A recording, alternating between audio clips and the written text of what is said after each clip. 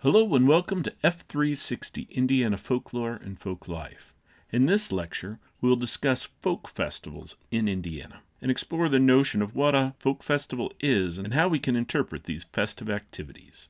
Now, when I say folk festival, most people conjure an image of a kind of acoustic music event. Think banjos and dulcimers. And while this is commercially a folk festival, and it can be the type of small group events we're going to talk about, I want us to think a little bit broader about what we consider to be a folk festival or a folklore festival. These events are enacted by a community of people, not marketed towards them. Nevertheless, while outsiders are often welcome to attend, they're seldom the main reason or the main focus. Often it's both for and by the local community. I'll quickly give a few examples about what I'm talking about. The Spring Blossom Festival in my hometown of Nashville, Indiana, is a great example of this. While the town's primary industry is tourism, and the Spring Blossom Festival that dates to 1929 was created specifically for tourists, in actuality, over the years it's emerged as one of the few events that locals come to in our town.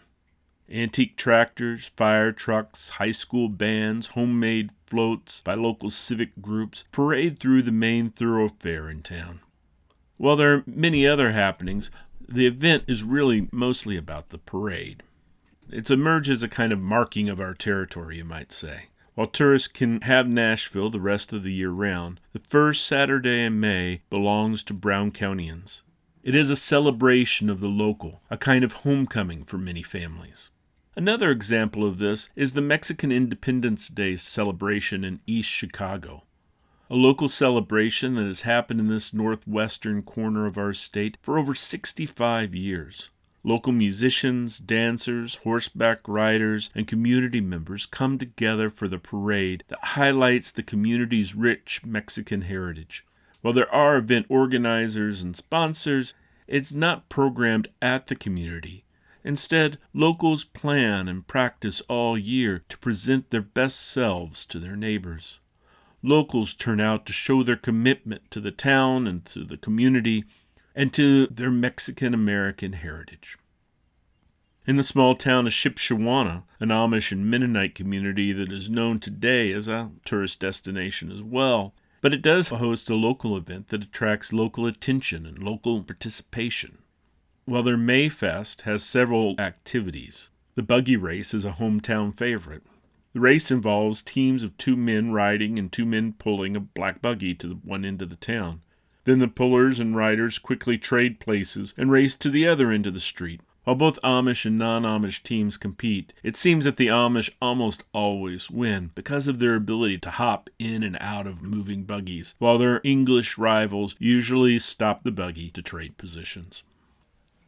My brief description of these 3 festivals, or these 3 events, reveals a distinction between the popular notions of folk festival and our folkloristic perspective of it.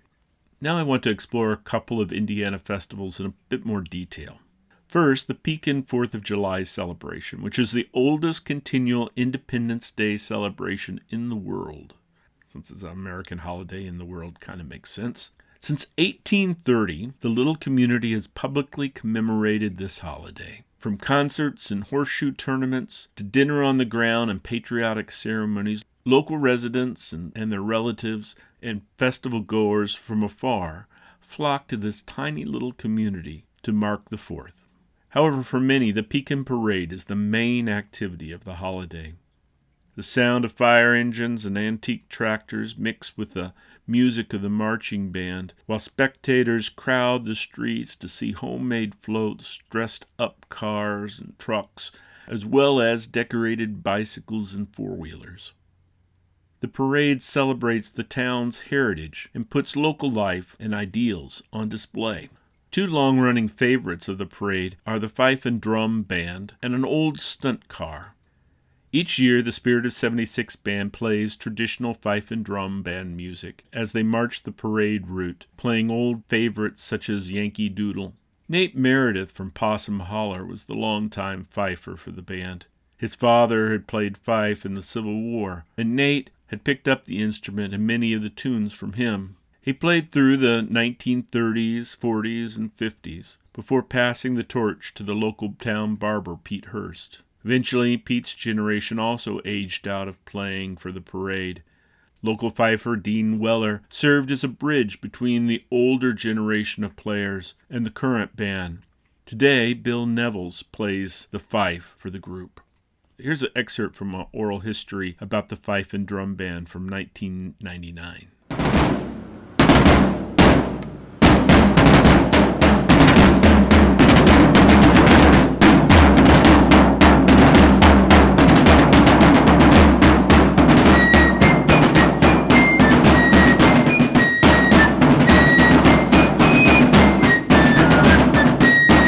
I guess my earliest memories was waking up to the sound of the fife and drum corps. I lived up on the hill right below the school, and my earliest memories of the Peak and Forth was waking up to that sound.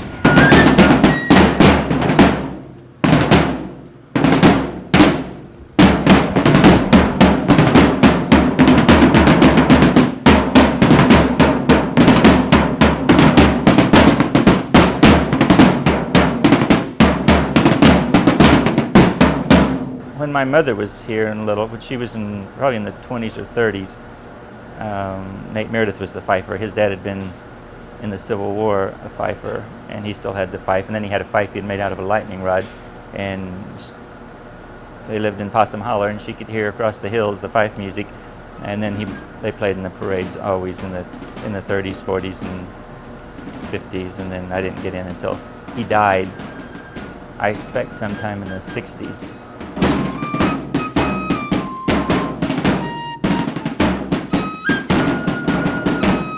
The barber, Pete Hurst, was one of the old ones that used to always ride on the truck and play the music, and I always enjoyed that. Pete, when he didn't have a customer in the barber shop, he would fife, and he really practiced a lot, so we got pretty good. And then in later years, I spent a good bit of time with him, learning what he knew and listening to his stories, and so he was really my mentor on the fife. It gives you cold chills walking down the street, for one thing. I don't know if you guys have ever noticed it, but the applause starts to rise as you come toward these people, and it just kind of comes in a wave. You feel it getting stronger as you go by, and then you hear the applause die off as you go on past the people, and it just continues all the way through the parade, and it really gets to me more than anything else. I feel like we've got a part to do for the community, and people appreciate that. To me, it's just an honor. It's a way of continue. I love history. I think if you like history, you want to be a part of it, and it keeps it going.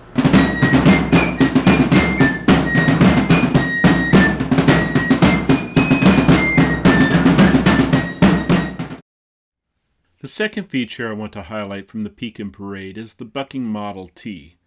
Built by Junior Martin, the fast-spinning stunt car has delighted parade goers for generations. When it was built, it was a local novelty, but it was far from unique. Wheel-standing vehicles became the craze as the old-style cars became obsolete, especially after World War II.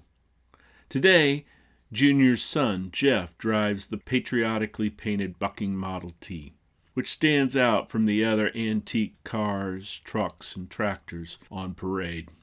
Let's watch as the car bounces along the parade route, raises on its rear wheels, and begins to spin. Listen as the crowd interacts with Jeff and his performance.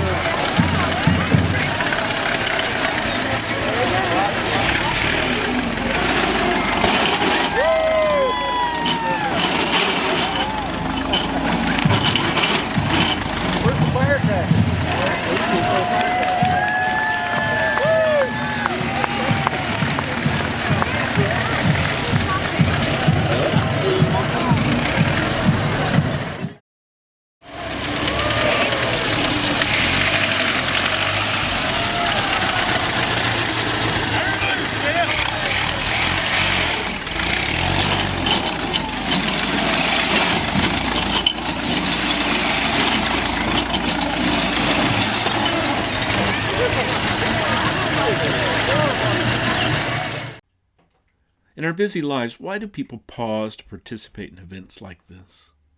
We can say it's fun, and I'm sure it is. But keeping these traditions of music making and car maintenance also can't be easy. I don't know that I have an answer for this, but I think that there is a sense of being part of something bigger than yourself. Sure, patriotism is a part of it, but it's also about being loyal to your community. Moreover, traditions can be an intergenerational obligation, a kind of annual remembrance, not just of the 4th, but of years and years of parades that have come before. Which is a great lead-in to our next event. In Maryville, Indiana, the large Serbo-Croatian community hosts a community festival at St. Sava Serbian Orthodox Church. The event supports the church, but especially their youth programs. I attended the event when my friend Milano Passage invited me. That is the system in place. Members of the church attend and invite their friends and family and co-workers to come along too. Milan said, "We'll eat lamb." I would learn that was the cultural communion. While you can get a variety of other fare at the festival, for many, lamb is a kind of culinary connection to their cultural homeland. So I went, ate lamb, listened to tamburica music being played, and then I went to see Milan's cultural display of all things tamburica. He combed through his shop for old photos and instruments and put the best of them on display. After taking in the food, music, and cultural displays, I looked at the vendors, which was fairly sparse, but it did include Mother Theodora's icons. She comes to these kinds of events to both show her devotional pieces, but also to sell a few smaller items. After talking with her for a bit, I watched the Serbian youth dance to recorded music. First the little kids, and then the teens. They learn their dances as part of the cultural training that the church offers after school. After watching the dancers, I went to buy some Serbian baked goods. It was a production. Not only were the festival goers eating filled crepes called palacinka, but also buying dozens to take home and to work. Generations of church women have used their making of ethnic baked goods to raise funds for their church. After talking with the crepe makers, I ventured back to the festival grounds. I had new eyes for looking at it. The food, the music, the dancing, and even Milan's cultural display, that was the front stage area of the festival. What came into view was that there was an active backstage area as well. I became more keenly aware of it. Who served this food? Mothers and daughters filled the plates and took the money. It was striking. The area was filled with school-age girls and their mothers. Not cooking, but serving and selling. Then I looked over and I saw the men.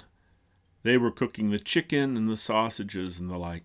Both of these spaces were gendered. The mothers and daughters were raising money for the after-school program. The men were probably fathers and young grandfathers who were also doing it for their church and doing it for their children. But I looked around. Where was this lamb coming from that everyone was talking about? I snooped a little bit and I discovered that behind these two backstage areas was an even deeper backstage area.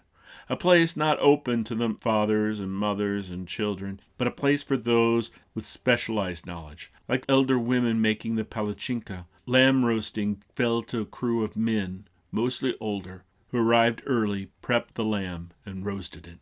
While the lamb roasted, they drank shivets and sang patriotic songs of their homeland. Here's a video of that morning I spent with them.